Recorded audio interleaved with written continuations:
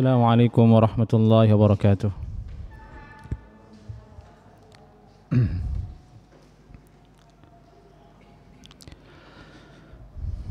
Alhamdulillah, wassalatu wassalamu ala rasulillah wa ala alihi wa ashabihi wa mawalah, amma ba'du. A'udzu billahi minasy syaithanir rajim. Bismillahirrahmanirrahim. يا أيها الناس اتقوا ربكم واخشوا يوما لا يجزي والد عن ولده ولا مولود هو جاز عن والده شيئا إن وعد الله حق فلا يغرنكم الحياة الدنيا ولا يغرنكم بالله الغرور. Ini adalah ayat lanjutan dari kajian tafsir surah Luqman. Sebelumnya kita membahas firman Allah Subhanahu wa taala, alam tara anna al-fulka tajri fil bahri bi ni'matillahi liyuriyakum min ayatihi inna fi dhalika laayatin likulli sabbarin syakur wa idza ghashiyahum mawjun kadh-dhulali da'aw Allah mukhlishina lahu ad-din falamma najjahum ilal barri faminhum muqtasid wa ma yajhadu bi ayatina illa kullu khattarin kafur.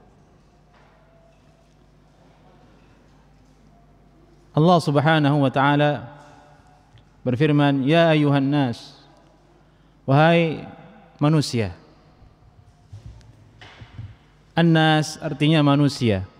Wahai orang-orang, wahai sekalian manusia.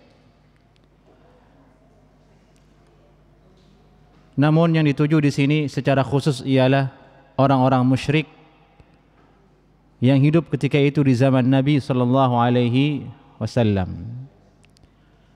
Seolah-olah Allah berfirman, wahai orang-orang musyrik, wahai orang-orang kafir. Panggilan ini juga ditujukan secara umum untuk seluruh manusia. Ulama tafsir mengatakan manusia di sini maksudnya ialah penduduk Makkah Al-Mukarramah ketika itu secara umum, baik mereka muslim maupun kafir.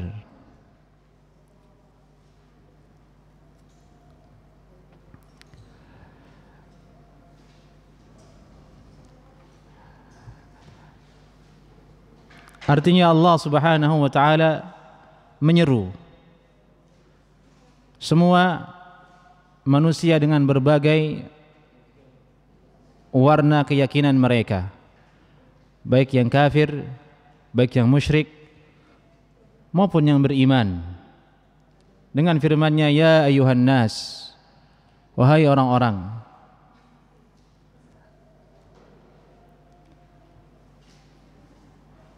Dan panggilan ini juga berlaku sampai hari ini dan sampai hari kiamat. Allah Subhanahu wa taala menyuruh seluruh manusia yang hidup di hari ini dengan firman-Nya, ya ayuhan nas, wahai orang-orang, wahai manusia. Apa isi seruannya? Ada perintah di dalamnya, itu ittaqu rabbakum wakhshaw yawma. Wakhshaw yawman. Takutlah kalian kepada Rabb kalian, dan takutlah kalian kepada suatu hari. Kalau diteliti secara detil, di sini ada dua kalimat, takwa dengan khasyah.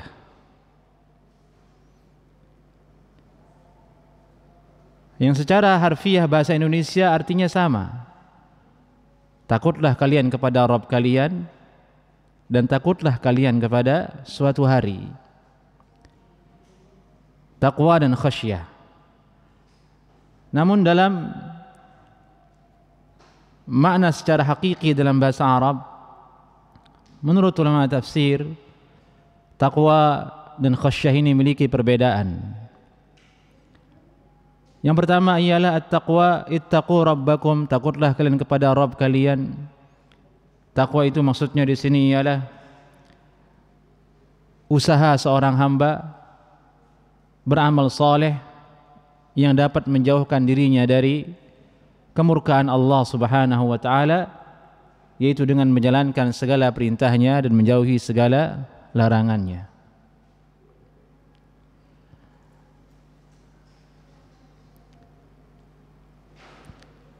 Sedangkan khasyah yang juga tadi artinya takut juga dalam bahasa Indonesia, dalam Al-Quran khasyah maksudnya takut tapi lebih khusus, yakni khaufun maqrunun bima'rifatillahi azza wa jalla, rasa takut yang disertai dengan pengetahuan tentang maha besarnya, maha agungnya Allah subhanahu wa ta'ala. Takut yang disertai dengan ilmu, takut yang kualitasnya itu menjadikan orang tersebut betul-betul bergidik untuk bermaksiat kepada Allah subhanahu wa ta'ala. Seolah-olah dia melihat sesuatu yang menakutkan di depannya sehingga dia menjadi lebih mantap untuk takut kepada sesuatu tersebut. Dari itu khasyah itu disifati sebagai sifatnya para ulama, bukan sifatnya orang awam. Allah berfirman, innama yakhsyallaha min ibadihil ulama, sungguhnya yang takut itu kepada Allah subhanahu wa ta'ala hanya hamba-hamba Allah dari kalangan ulama. Kenapa dikatakan ulama yang memiliki khasyah kepada Allah hanya ulama? Karena tadi takutnya itu dibarengi dengan pengetahuan. Takutnya itu diiringi dengan, didasari dengan ilmu terhadap Allah subhanahu wa ta'ala, ilmu terhadap apa yang dia takutkan.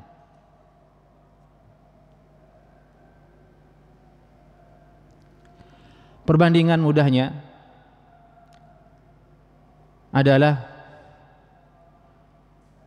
orang takut dengan sesuatu melalui cerita yang dia dengar, dengan orang yang takut terhadap sesuatu yang dia langsung ketahui dan lihat dengan mata kepalanya sendiri. Berbeda atau tidak? Berbeda. Contoh dekatnya adalah merasa corona.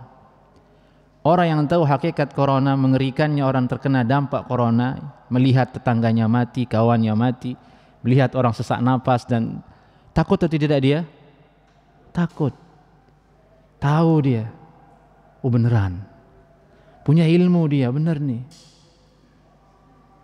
Tapi orang yang mendengar dengan telinga saja, belum pernah melihat, bagaimana reaksinya? Bisa jadi takutnya asli, bisa palsu.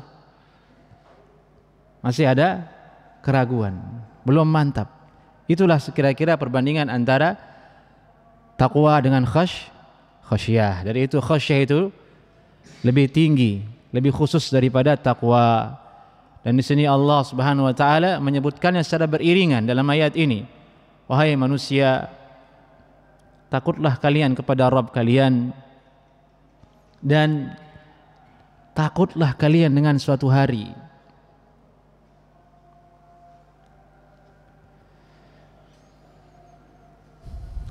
Hari apakah maksudnya di situ? Hari itu maksudnya ialah hari kiamat. Dan Allah Subhanahu wa taala menyebutkan salah satu keadaan dari hari kiamat, hari pembalasan tersebut, dengan firman-Nya, yaumal la tajzi walidun an waladihi wala mauludun huwa jazin an walidihi syai'a. Yani hari di mana walid, seorang bapak walid, la yajzi, tidak bisa menolong an waladihi, menolong anaknya. Kalimat yajzi dalam ayat tersebut, itu jaza fi'il madhinya, kalau dia mutaaddi dengan an, di situ ada huruf an. Yauman la yajzi walidun an, itu huruf jar sebagai huruf yang menjadikan fi'il mudhari itu terus terhubung dengan maf'ulnya. Maknanya adalah apa? Menolong. Yadfa' wa yansur.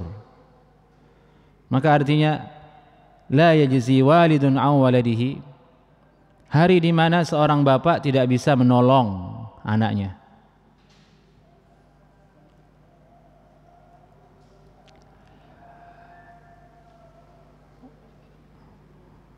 Allah Subhanahu wa taala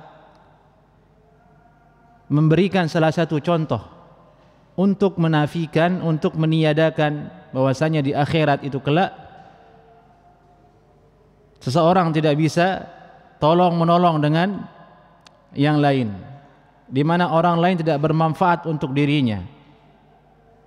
Allah berikan gambaran dengan gambaran yang paling dekat dengan kita, yaitu seorang bapak dengan anaknya. Kita ketahui bahwasanya seorang bapak pasti akan melakukan apapun, pasti akan mencari jalan keluar apapun demi kebaikan anaknya di dunia. Gambarannya seperti itu. Tapi di akhirat tidak berlaku, di mana hubungan yang begitu erat, hubungan yang begitu kuat, yang paling kuat di dunia sekalipun tidak bermanfaat kelak di akhirat, apalagi yang di bawah keadaan tersebut. Itu faedahnya Allah menyebutkan contoh dengan hubungan seorang bapak dengan anaknya.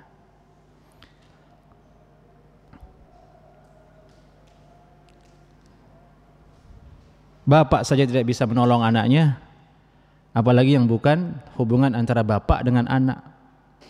Apalagi sekedar suami dengan istri, apalagi sekedar bos dengan karyawan, apalagi sekedar kawan saya dengan fulan. Maka hal itu lebih tidak akan bermanfaat kelak di hari akhirat sebagai penjamin untuk menolong diri kita. Nah, ini salah satu gambaran, salah satu sifat keadaan hari kiamat. Dan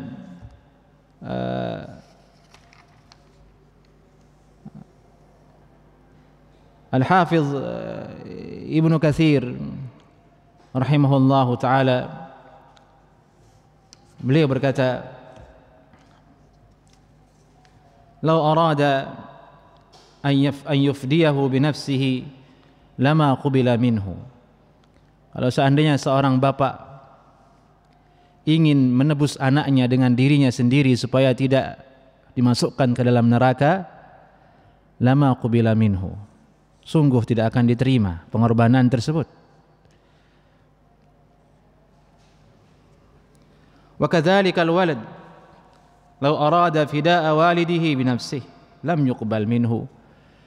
Demikian juga keadaan seorang anak, jika dia ingin menebus orang tuanya dengan dirinya sendiri supaya orang tuanya tidak dimasukkan ke dalam api neraka, tidak akan diterima oleh Allah Subhanahu wa taala. Dan itulah makna firman Allah, yauma la yanfa'u malun wala banun, hari di mana tidak bermanfaat harta dan anak-anak.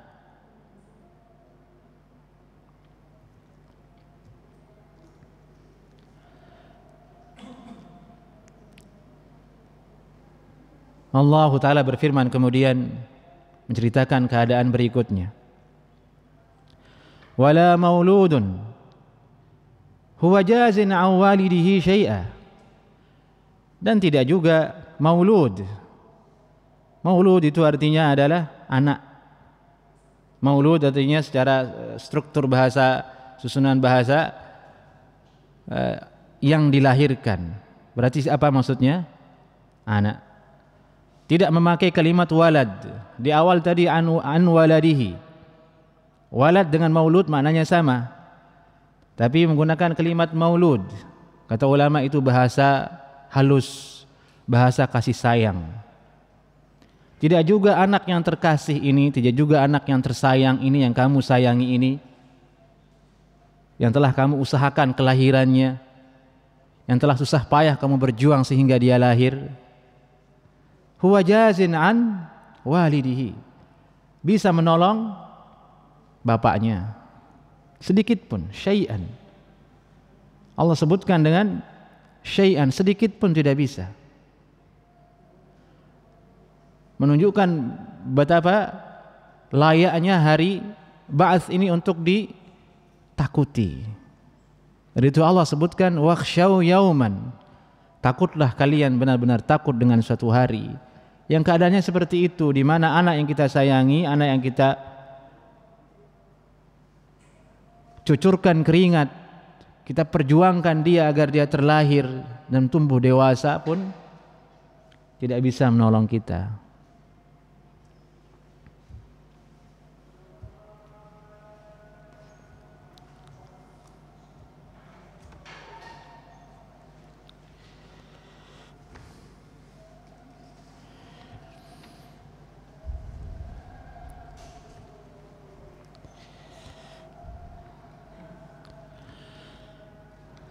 Al-Imam Al-Qurtubi rahimahullahu ta'ala menafsirkan ayat ini, yawman la yajzi walidun an waladihi wala mauludun huwa jazin an walidihi syai'a, hari di mana seorang bapak tidak bisa menolong anaknya dan tidak juga anak itu bisa menolong ayahnya sedikit pun. yakni la yahmilu walidun dzamba waladihi, seorang bapak tidak bisa menolong, tidak bisa menanggung, tidak bisa bertanggung jawab atas dosa anaknya. Wala mauludun dzamba walidihi, dan tidak juga bisa seorang anak bertanggung jawab atas dosa orang tuanya. Wala yu'akhadhu ahaduhuma 'anil akhar, satu dengan yang lainnya, yakni bapak dengan anak, tidak bisa dipersalahkan. Salah di antara keduanya ditanggung oleh masing-masing. Maksudnya sendiri-sendiri. Dosa bapak, dosa bapak. Dosa anak, dosa anak. Jadi tidak ada keliru ungkapan yang mengatakan nanti saya yang tanggung dosamu. Enggak ada. Orang tua tidak menanggung dosa anaknya. Anak tidak menanggung dosa orang tuanya. Kalau seperti itu apalagi istri, suami tidak akan menanggung dosa istrinya. Karena banyak orang memahami bahwasanya nanti kalau istrinya berdosa suami yang tanggung dosanya. Ya tidak, itu terlalu enak kalau seperti itu. Suami sudah cari nafkah, sudah berusaha, sudah sabar terhadap istrinya, dosanya tanggung sama suami juga. Ini keenakan kalau begitu. Enggak ada. Salah. Sisi yang benarnya adalah kalau dia setuju dengan dosa istri tersebut, kalau dia mendukung, kalau dia menyuruh, memerintahkan, disitulah suami dapat dosa. Itu pun dosa karena dia mendukung, bukan karena dosa si istri tersebut. Letaknya orang tua itu dapat dosa dari dosa anaknya kalau orang tuanya memfasilitasi, karena dia ta'awun, tolong menolong, karena dia setuju dengan maksiat yang dilakukan oleh anaknya. Di situ orang tua mendapatkan dosa. Tapi pada hakikatnya masing-masing menanggung dosanya sendiri-sendiri. Baik.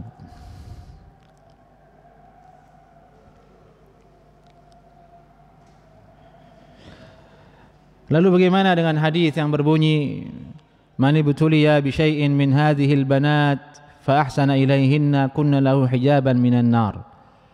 Siapa saja yang diberikan ujian dengan diberikan anak perempuan oleh Allah Subhanahu wa taala, kemudian dia berbuat baik kepada anak perempuannya yang lahir dari hubungan suami istrinya, maka mereka kelak akan menjadi hijab dari api neraka. Yani anak ini akan menghijab orang tuanya dari api neraka.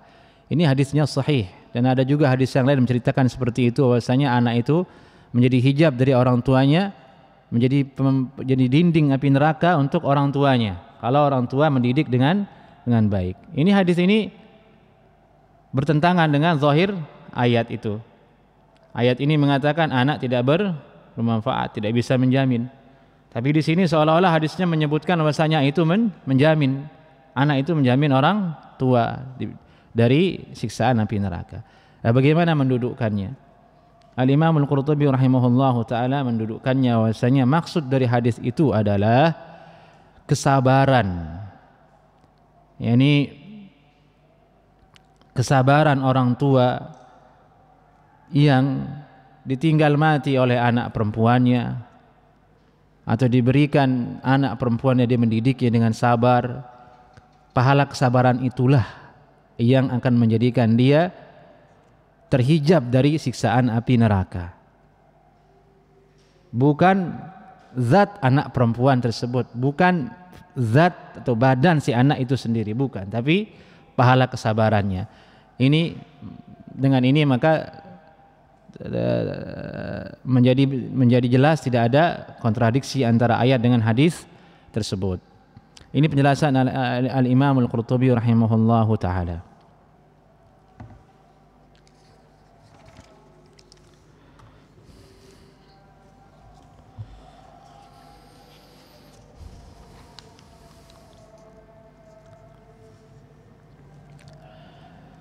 Ikhwani, afani Allah wa iyyakum ajma'in.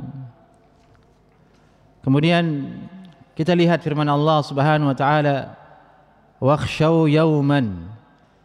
Takutlah kalian akan suatu hari. Takutlah kalian akan suatu hari. Sebenarnya hari itu tidak perlu ditakutkan. Yang ditakutkan itu kata ulama adalah peristiwa yang akan terjadi di dalamnya. Peristiwa yang akan terjadi di dalamnya, yaitu hari pembalasan, hari di mana seorang manusia akan berdiri di hadapan Allah bertanggungjawabkan kehidupannya kelak di akhirat. Itu yang perlu ditakutkan. Itu maksud dari takutlah kalian akan suatu hari. Maksudnya peristiwa yang akan terjadi menimpa kita. Harinya biasa, tapi peristiwanya. Ini kata ulama tafsir. Dan perintah Allah Subhanahu wa taala agar kita khasyah terhadap hari tersebut, takut dengan serius dengan hari tersebut, yaitu hari kebangkitan itu, sekaligus menunjukkan bahwasanya hari kebangkitan itu betul-betul ada. Hari pembalasan itu adalah satu kepastian, pasti akan terjadi. Allah Subhanahu wa taala menetapkannya dengan firman-Nya, takutlah kalian. Dan ini khitab untuk orang-orang musyrikun yang mereka adalah orang-orang yang tidak beriman terhadap hari akhirat. Allah ancam mereka, takutlah kalian dengan hari tersebut, hari di mana orang tua tidak bisa menolong anaknya dan anak tidak bisa menolong orang tuanya sedikit pun. Selanjutnya ulama tafsir mengatakan Allah Subhanahu wa taala memberikan contoh peniadaan manfaat satu dengan yang lainnya di akhirat dengan anak terhadap bapaknya, dengan bapak terhadap anaknya. Dan ini tambahan dari yang sebelumnya. Bahwasanya dulu orang-orang kufar Quraisy itu menganggap bahwasanya kelak di akhirat anaknya pasti akan menolong mereka jika seandainya anaknya masuk ke dalam Islam. Dan ini sebagai penentangan mereka terhadap hari akhirat. Dari itu Allah Subhanahu wa taala contohkan dengan perumpamaan yang mereka ketahui dan kenali saat itu. Ini tambahan dari Imam Ibnu Ashur rahimahullahu taala dalam kitab At-Tanwir wa At-Tahrir. Kitab At-Tahrir wa At-Tanwir. Taib. Allah Subhanahu wa taala juga berfirman dalam surah Al-Baqarah ayat 48, wattaqu yawman la tajzi nafsun an nafsin syai'a. Ini ayat yang sama tapi perumpamaannya lain. Takutlah kalian akan suatu hari di mana hari tersebut suatu jiwa tidak bisa menolong jiwa yang lain. Lebih umum ayat yang ada dalam surah Al-Baqarah ayat 48 tersebut, wattaqu yawman la tajzi nafsun an nafsi syai'a.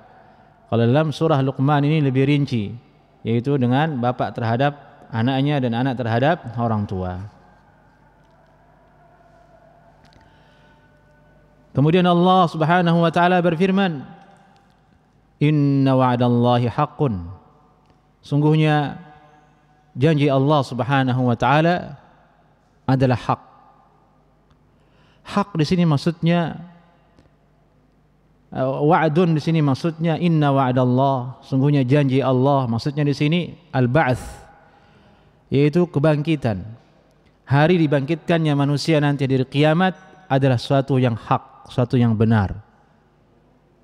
Itu makna wa'dun. Kalau terjemah artinya kan sungguhnya janji Allah. Janji di situ maksudnya adalah hari kebangkitan. Inna wa'dallahi haqqun wa wa'dullahi huwal ba'ts. Janji Allah di sini maksudnya adalah hari kebangkitan. Dari itu disebutkan dalam ayat yang lain, orang-orang kafir itu berkata, wa yaquluna mata hadzal wa'du in kuntum shadiqin.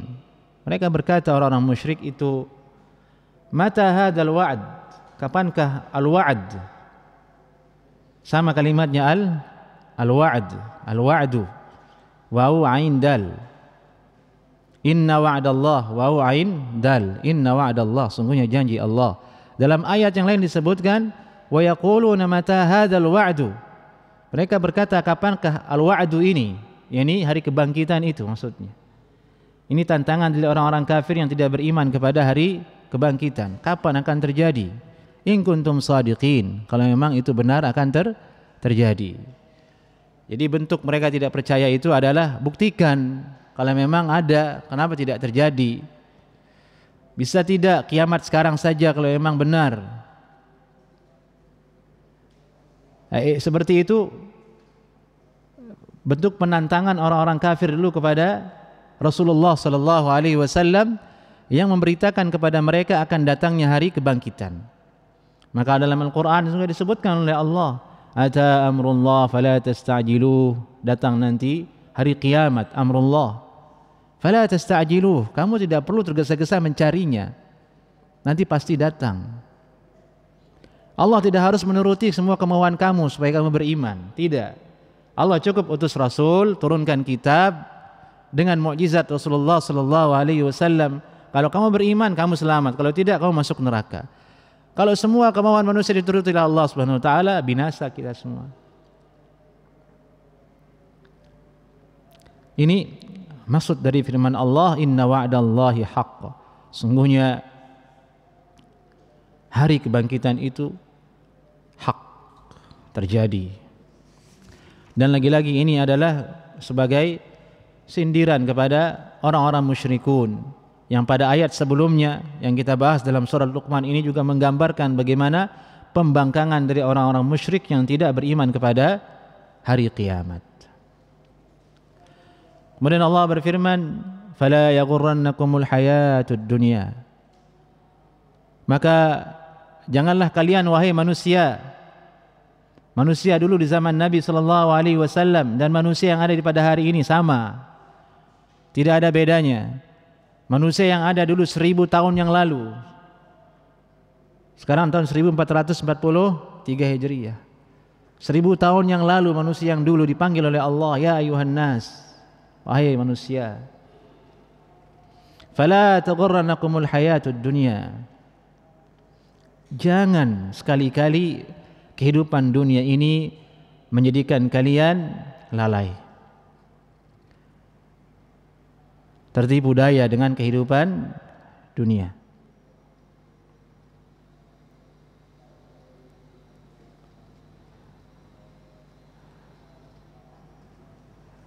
Allah Subhanahu wa taala menyebutkan hal ini sebagai nasihat untuk manusia, peringatan untuk mereka bahwa di antara penyebab manusia itu kufur terhadap hari akhirat karena lalai terhadap kehidupan dunia. Dia mengira dirinya tidak akan dibangkitkan. Dia mengira kehidupan sudah cukup membahagiakan dirinya. Dia mengira kehidupan ini sudah memberikan semuanya. Dia mengira dunia ini sudah segala-galanya, sehingga menjadikan mereka tidak mau beriman kepada hari akhirat. Dari itu pernah kita dengar orang berkata, tidak apa-apa saya disiksa di akhirat, yang penting saya di dunia bahagia. Na'udzubillah min dzalik. Dan sama bentuk pembangkangan manusia dulu dengan sekarang. Terlebih sekarang lebih parah. Adanya sains, adanya teknologi. Sehingga muncul ide-ide gila yang dimana orang-orang kafir dulu tidak pernah berpikir seperti itu. Seperti misalnya ingin menyelamatkan dunia dari kiamat, entah itu dibuat dalam bentuk film, entah dia ingin pergi ke Mars, entah dia ingin buat obat yang bisa nanti mengembalikan dirinya hidup kembali. Mereka tertipu daya dengan kehidupan dunia ini.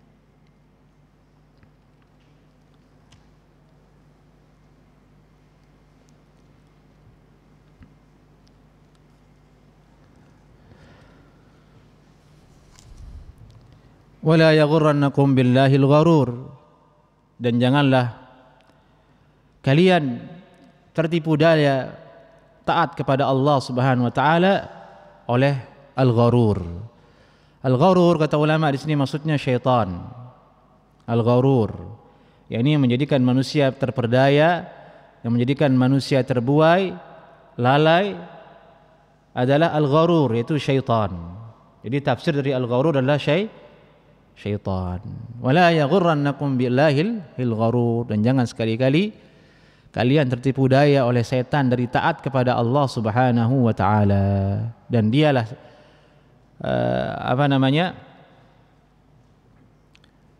salah satu yang menjadikan manusia itu lalai, yaitu setan. Yang pertama disebutkan adalah kehidupan dunia, yaitu kemewahannya, harta dan benda. Harta dan benda. Yang kalau seandainya setan tidak ada, manusia akan tertipu daya oleh harta dan benda. Alhaakumut takatsur hatta zurtumul maqabir. Memperbanyak harta itu menjadikan kalian lalai sampai kalian masuk ke dalam liang kubur, masuk ke dalam kuburan.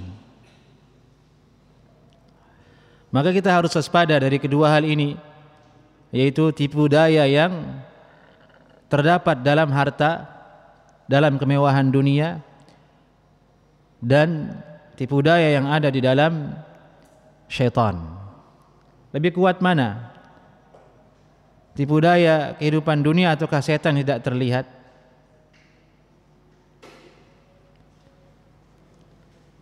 Lebih kuat tipu daya yang pertama, itu Allah mendahulukannya hayatud dunia.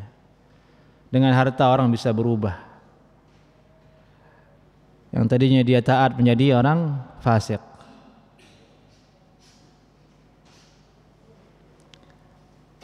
Kekurangan harta juga bisa menjadikan orang berubah.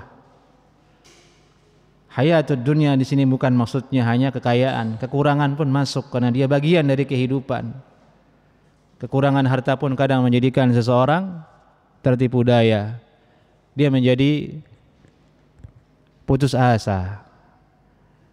Dia semakin menjauh kepada Allah Subhanahu wa taala. Dia merasa dirinya tidak dimuliakan oleh Allah Subhanahu wa taala.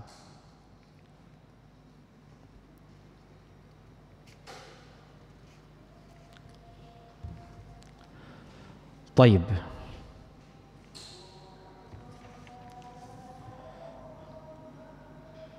Silakan azan dulu. Taib ikhwani, afani Allah wa iyyakum ajma'in. Barangkali kita bisa simpulkan ayat yang tadi, ya ayuhan nasu taqu rabbakum wakhshaw yawman la yajzi walidun an walidihi. Allah Subhanahu wa taala menyertakan secara beriringan takwa dengan khasyah dalam ayat ini sebagai satu isyarat yang sangat dalam bahwa takwa kepada Allah Subhanahu wa taala itu tidak mungkin terjadi kecuali dengan kita takut kepada hari akhirat. Bahwasanya motor penggerak utama takwa itu ialah ingat hari akhirat. Itu Allah menyertakannya beriringan. Kemudian kedua, bahwasanya disebutkannya hari akhirat di ayat ini yang untuk kita takuti sekaligus sebagai pesan bahwasanya dia adalah satu yang hak, yang pasti akan terjadi, dan ini harus sering kita ingat. Dan dia adalah rukun dari keimanan. Di zaman seperti ini orang lalai ingat kepada akhirat. Yang diingat itu dunia. Ibadah pun yang diingat dunia, akhirat masuk uprit dia ingatnya. Ini yang bahaya. Yang ketiga, Allah Subhanahu wa taala menyebutkan kepada kita agar kita tidak tertipu daya dengan dunia dan setan, karena dua hal ini adalah hal yang bisa menggagalkan kita takwa kepada Allah Subhanahu wa taala.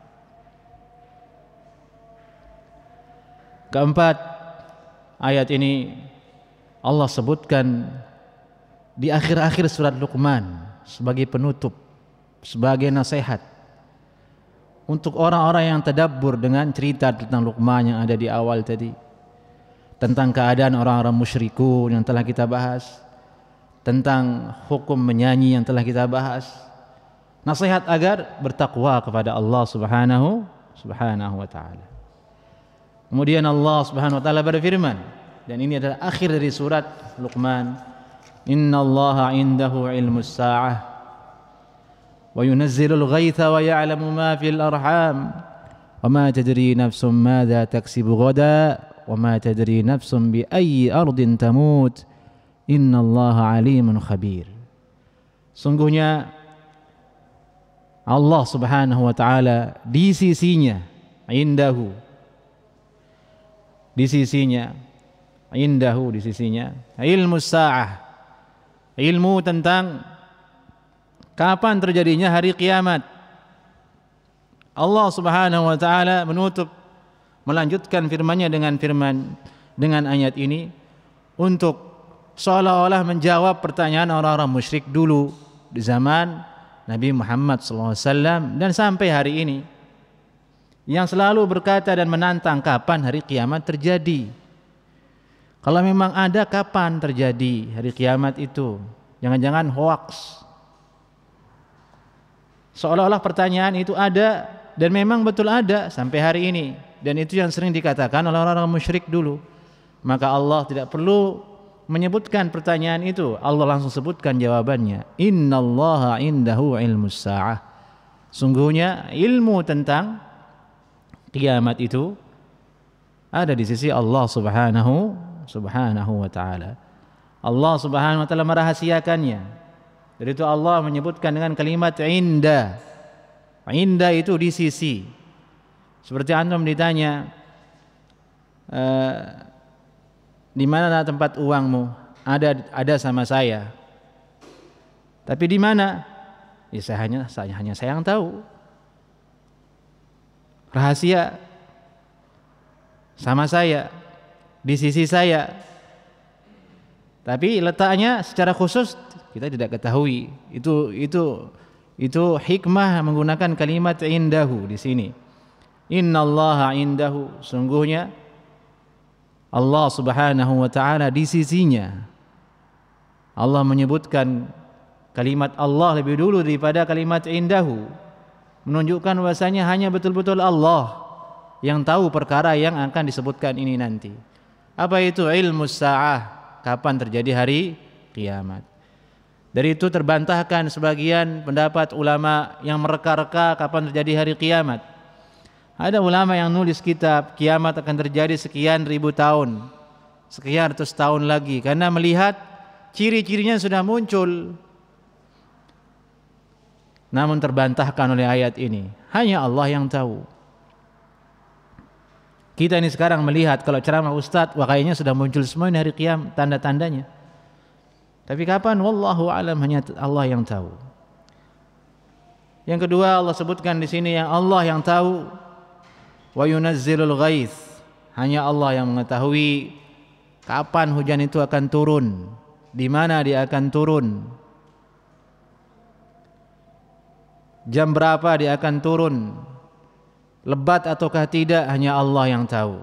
Manusia hanya bisa memperkirakan, itu dikatakan prakiraan cuaca, tidak berani memastikan. Kita juga bisa menyaksikan hari ini mendung, kayaknya mau hujan Bekasi hari ini, taunya tidak, panasnya saja, hujan tidak turun. Hanya Allah yang tahu. Hanya Allah yang tahu kapan turun hujan. Dan kalau sudah Allah kehendaki turun, tidak ada yang bisa menghalanginya. Itu bantahan terhadap pawang hujan yang sangat marak di Indonesia. Kalau ada hajatan, panggil pawang hujan, biar hujannya nggak turun. Nanti kacau acara nih kalau nggak ada pawang hujan. Mau kondangan, hujan kan nggak seru.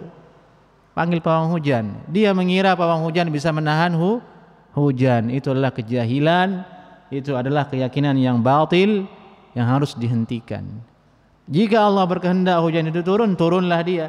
Bukan karena si pawang hujan itu. Tidak ada yang bisa menahan hujan turun jika Allah menghendakinya.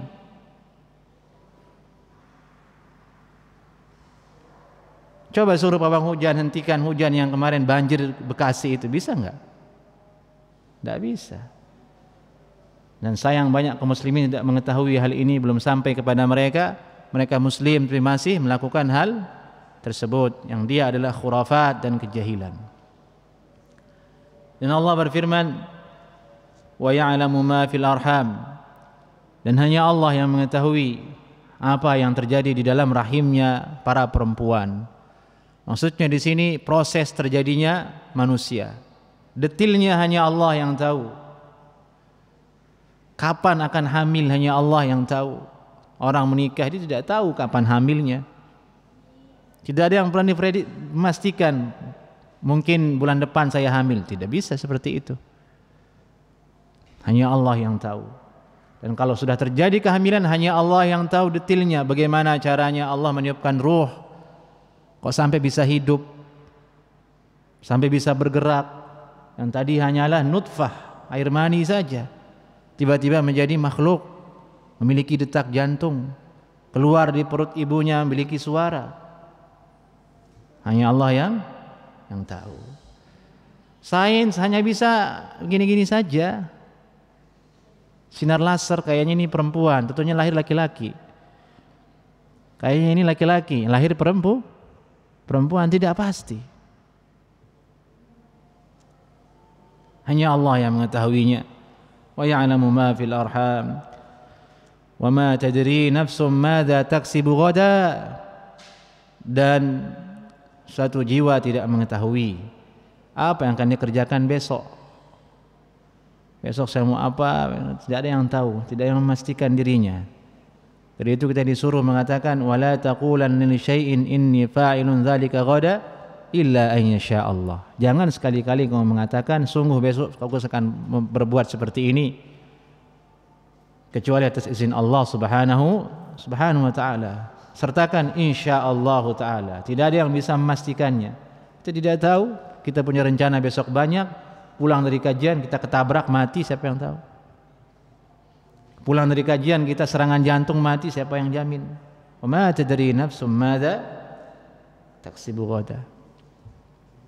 Nah, ini menjadikan kita semakin pasrah kepada Allah Subhanahu wa taala dan semakin waspada dengan kehidupan dunia agar kita giat untuk mempersiapkan hari akhirat tersebut. Wa ma tadri nafsum bi ayyi ardin tamut. Dan sungguh dan jiwa itu tidak tahu di tempat manakah, bi ayyi ardin, di tempat manakah, ardon maksudnya di situ tempat manakah, di bumi manakah dia akan meninggal wafat. Ini adalah rahasia Allah Subhanahu wa taala. Kita tidak tahu di mana kita meninggal, apakah di Bekasi, apakah di Mekkah, apakah di Jakarta, apakah di Jawa Timur, tidak ada yang tahu. Apakah di daratan, apakah di lautan, tidak ada yang tahu. Rahasia Allah Subhanahu wa ta'ala. Innallaha alimun khabir. Sungguhnya Allah Subhanahu wa ta'ala Maha mengetahui dan Maha detil pengetahuannya. Tayyib ikhwah, 5 perkara ini kata Al-Imam Al-Qurtubi rahimahullahu ta'ala, فمن ادعى أنه يعلم شيئا من هذه فقد كفر بالقرآن لأنه خالفه.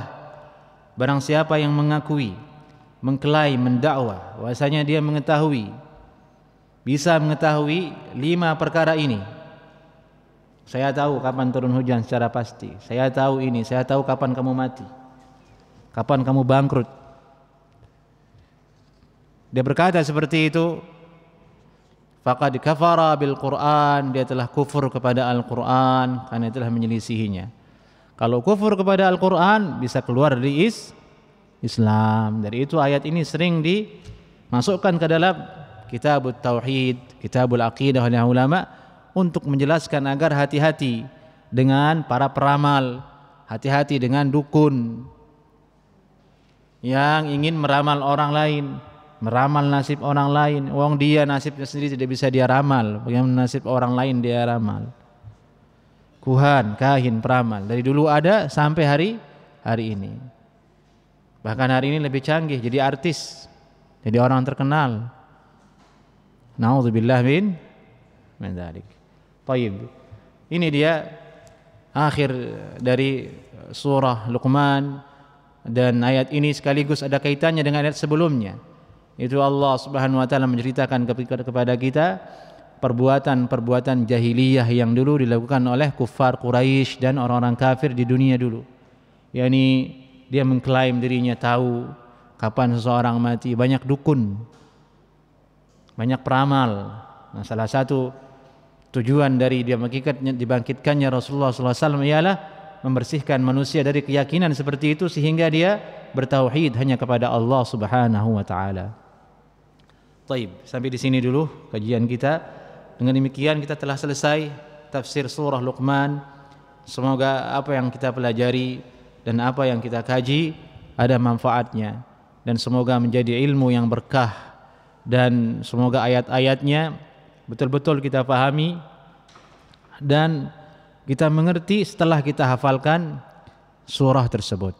Bagi jemaah yang rutin hadir di majelis tafsir surah Luqman ini, saya rasa sekarang berbahagia karena sudah hafal surat Luqman dari awal sampai akhir. Malam ini 2 ayat. Surat Luqman berarti sampai berapa ayatnya? 34 ayat. Baik, alhamdulillah. Bi ni'matihi tatimmus shalihat. Ada yang tanyakan jemaah? Baik, kalau tidak ada kita langsung tutup. Assalamualaikum warahmatullahi wabarakatuh.